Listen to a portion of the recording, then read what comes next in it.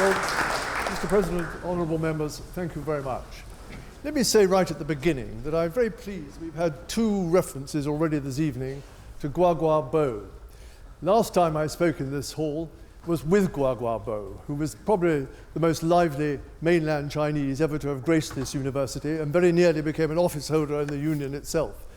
And he, I think, was a great credit to China. He certainly would have believed that the 21st century would belong to China. In fact, I think Guagua probably believed that the 21st century belonged to him.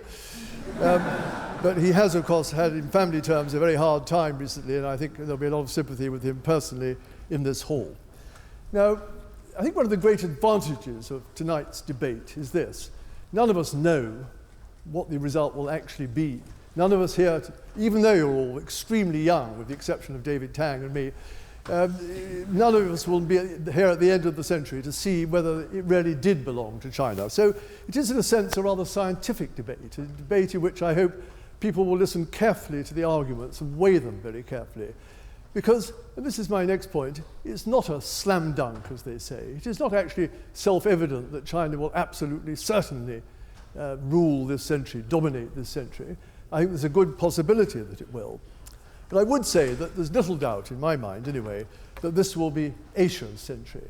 Now, I know you would say that Asia doesn't exist, but it does. Asia is a geographic expression. It covers a very large part of the world with huge interests in common. And to argue that it's not significant, I think, just doesn't take any account of the realities. But Asia, now frankly stretching from Pakistan through to Australia, is going to be the dominant area in the globe over this next 100 years at least, and we should start from that basis.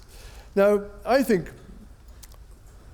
once we start looking at the case for China alone, we on this side have really got to prove 3 things.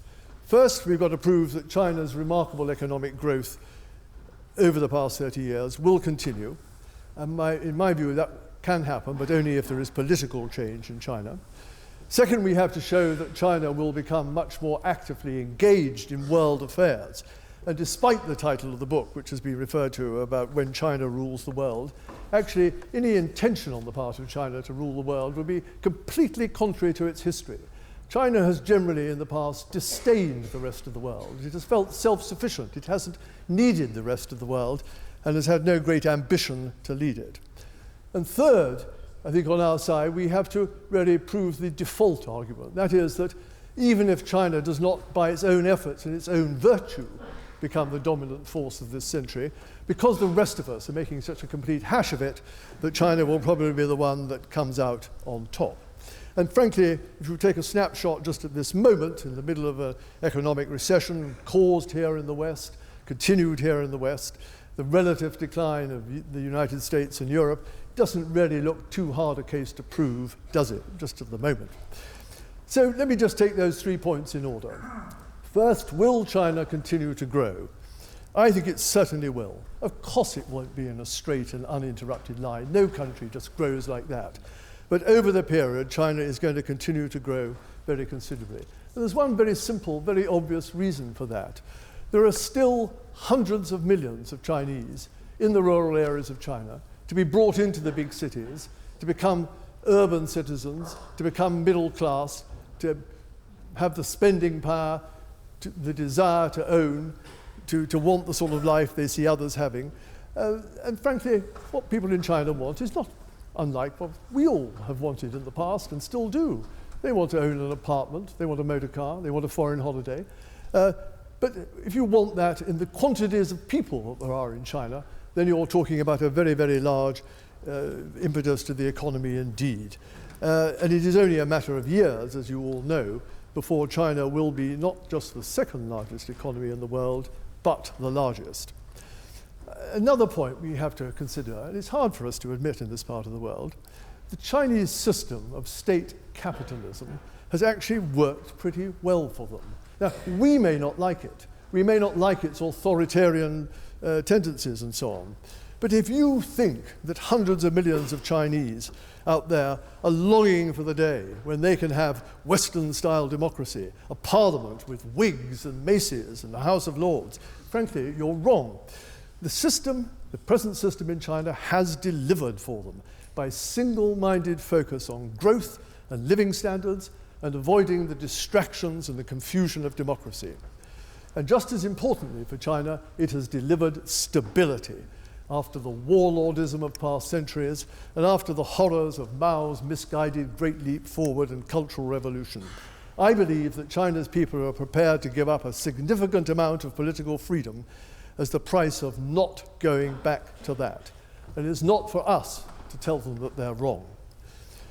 There will be. Can you just explain to us why China has had 180,000 demonstrations in the past year requiring police intervention and being cataloged and available for public scrutiny? And it's had an average of 90,000 over each of the past 10 years. Well, I regard that as an extremely healthy sign. People in China do demonstrate, and thank goodness they do. And after all, there are 1.3 billion of them, so in fact 180,000 is a relatively small number if you take it proportionately. So I really don't think that's a very telling point. Now, I believe there will be political changes in China as living standards rise. China's leaders aren't stupid. They know that political evolution needs to come. It'll be slow, it'll be limited, and I think there's nothing about the change of leadership in China this morning, the new leadership team, that tells you that political change is coming anytime soon. But it will happen because it has to happen if economic growth is to continue. And that will remain the number one objective of the Chinese leaders and their people for many years to come. And almost more importantly, growth will remain the sole source of legitimacy for the Chinese Communist Party. Now, will the continued growth, second point, be matched by a greater Chinese world role? Well, I think China just simply can't avoid a greater role in the world, whether it wants it or not. In this enormously interconnected global world, you cannot be the biggest economic player and fail to be a political player too. China's not driven by any great ambition to dominate the world, let alone convert it to communism. I don't think there's any communists left in China, actually. But it just won't be able to avoid being sucked into global problems. That's not going to be comfortable for the rest of us. It never is comfortable when a major new power appears on the world scene. Think of Bismarck's Germany. Think even of the United States at the beginning of the 20th century. But what I am convinced of is we can't and should not want to stop China's rise. We shouldn't try to contain it, as so many armchair strategists in the United States demand. We should engage China. We should hug China, as David Cameron urged us to hug a hoodie. China is going to be a giant, and it's our job, I think, to ensure as far as possible it's a benevolent giant. Lastly, and my third point, will China own the 21st century just by default as the rest of us decline? And here we've got to be realistic. China will in a few years' time be the world's biggest economy, but it certainly won't be the richest. The United States and Europe will be better off per capita for decades to come, and I think will maintain their technological lead. But the world's not going to be static. The world in which China operates will change. Africa is now finally and belatedly rising. Did you know an interesting new statistic? Africa will be China's largest trade partner in the world within 4 years. That tells you that a lot must be happening. Add to that a couple of other factors. One, Europe's abject failure to play a political and security role in the world equal to its global economic interests. And secondly, I would say the return of a sort of post-Vietnam syndrome in the United States, which is gripping the US now, with no Ronald Reagan on the horizon to give it the self-confidence back that it really needs. So China is going to be a very big power.